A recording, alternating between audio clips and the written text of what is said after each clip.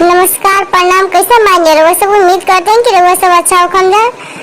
अभी हम सुनाने जा रहल बानी एक प्यारा सा सोहर गीत। अगर रउआ सब हमारे चैनल पर नया होखम जा तो हमारे चैनल के सब्सक्राइब कर लीम जा और हमारे वीडियो को लाइक और शेयर कर देम जा और हमारे चैनल पर रउआ सब ऐसे भी बनल रहम जा।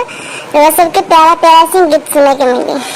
राजा जी चल